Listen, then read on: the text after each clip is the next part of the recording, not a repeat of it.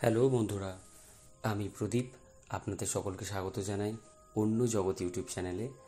এখানে মানুষের বাস্তব জীবনে ঘটে যাওয়া কিছু সত্যি অলৌকিক ঘটনা তুলে ধরা হয়।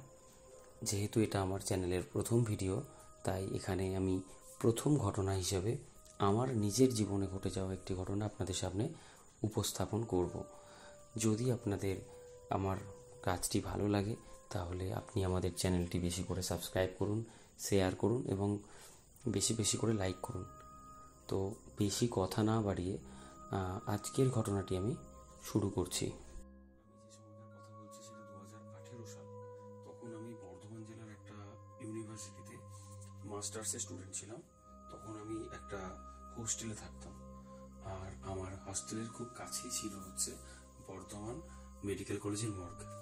আর আমি যে হোস্টেলে থাকতাম সেটাও বহু বছরের পুরানো, অন্তত 40-50 বছরের পুরানো। আর আমাদের যে হোস্টেল তাতেও এত পুরনো হয়, সেখানেও কিন্তু অনেক আত্মহত্যার ঘটনা ছিল, যেগুলো কিন্তু আমাদের রুমগুলো জানানো হতো না বা আমাদের সেগুলো নলেজের মধ্যে থাকতো না। তো যাই হোক, আমি যখন দ্বিতীয় বর্ষের স্টুডেন্ট 2018-তে, তখন আমার একটা বাজে অভ্যাস হয়ে যায় যে আমি কিন্তু প্রতিদিন রাত্রিবেলায় ছাদে কথা বলতে যেতাম। আমি দোতলার একটা রুমে থাকতাম, সেখান থেকে ছাদে যেতাম। আর মানে সেটা অনেক রাতে, রাত্রি 12টা-1টা, কিন্তু সেই সময় কিন্তু সাথে অন্য কোনো স্টুডেন্টরা আসতো না। যাই হোক, যথারীতি আমি একদিন রাত্রিবেলার সাথে কথা বলছি অনেকক্ষণ ধরে। এবার আমাদের ছাদটা যেটা ছিল সেটা কিন্তু সম্পূর্ণ অন্ধকার থাকতো। নিচের হয়তো একতলায় যে নিচে আমাদের গ্রাউন্ড ফ্লোরের বাগানে হয়তো কোনো আলো জ্বলছে, সেইটুকু আলো বা রাস্তার কোনো হয়তো বিক্ষিপ্ত আলো এসে পড়তো, তাতেই যতটুকু আলোকিত থাকতো, তাতে হয়তো কোনো ব্যক্তির মুখ চেনা সম্ভব নয়, হয়তো অবয়বটা দেখে বোঝা যাবে কেউ এসে দাঁড়িয়েছে, এইটুকু মাত্র। তো যথারীতি আমি একদিন কথা বলছি, কথা বলতে বলতে অনেক সময় হয়ে গেছে। তখন হঠাৎ দেখি আমি শুনতে পাচ্ছি যে 3 তলার সিঁড়ি দিয়ে কেউ ধূপধাপ শব্দ করে ছাদে ছুটে আসছে।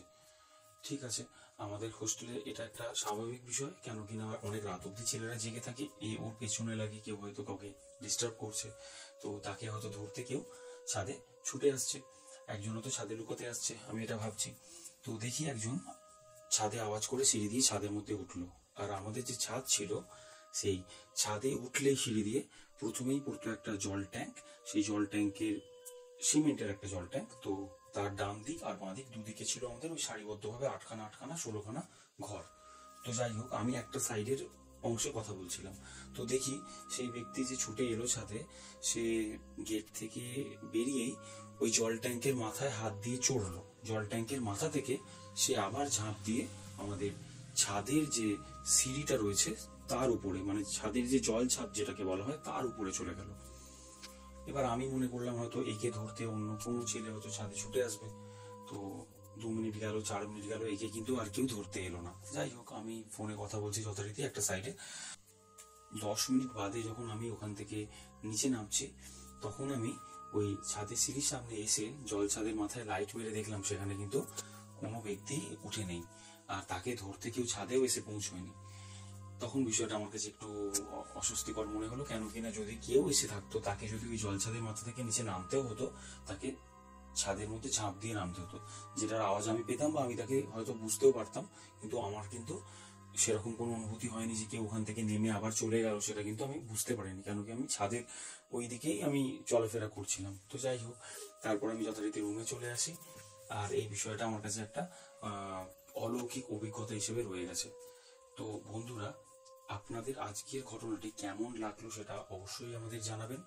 আর যদি আপনারা আপনাদের বাস্তব জীবনের ঘটা কোনো অভিজ্ঞতা, সত্যি অভিজ্ঞতা যেটা অন্য কোনো চ্যানেলে অলরেডি আপনারা শেয়ার করেননি, তো আপনাদের কাছে এরকম অভিজ্ঞতা থেকে থাকে, তাহলে আমাকে ইমেল করুন contactprodip123@gmail.com এই ইমেলে।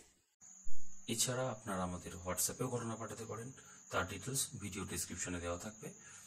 আপনারা চ্যানেলটিকে বেশি বেশি করে সাবস্ক্রাইব করুন, ভিডিওগুলোকে লাইক করুন এবং বন্ধুদের মাঝে শেয়ার করুন। আশা করছি আপনাদের আগামী দিনে আমরা পাশে পাবো। ধন্যবাদ।